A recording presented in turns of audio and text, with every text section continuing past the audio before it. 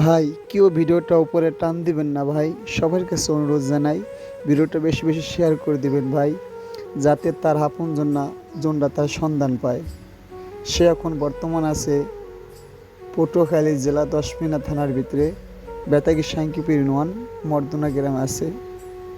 দেখুন তার কি জীবনে শখ ছিল না, ছেলে মেয়ে সংসার করবে, শান্তিতে থাকবে? কে যেন তার জীবনটাকে নষ্ট করে দিল। দেখুন তার দিকে তাকিয়ে তাকে কতটা অসহায় মনে হয়, কতটা কষ্টে আসে সে। তার সাথে আমি যতটুকু কথা বললাম, সে আমার সাথে ইংলিশ কথা বলছে। সে ততটা পাগল না, সে একটা শিক্ষিত ফ্যামিলির লোক, হয়তো কেউ তার ক্ষতি করছে। আমি দয়া করি বলি সবাই ভিডিওটা শেয়ার করবেন, যাতে তার ফ্যামিলি তার পায়ের সন্ধান পেয়ে তার যে নিতে পারে। দেখুন ভাই সে কতটা কষ্টের ভিতরে আছে। রাত 1টা বাজে এখন, তাকে দেখি সে রাস্তায় ব্রিজের ঢালে একা বসে আছে। তারাও তো মানুষ, কত কষ্ট তাদের, তাদেরকে দেখলে আমাদের কষ্ট কষ্ট মনে হয় না। আমরা যারা আছি তাদেরকে সবাই তাকাই, তাদেরকে খুঁজে দিয়ে তাদেরকে তাদের ফ্যামিলির কাছে দিয়ে দিই, চেষ্টা করি আমরা যাতে তার ফ্যামিলি পায়।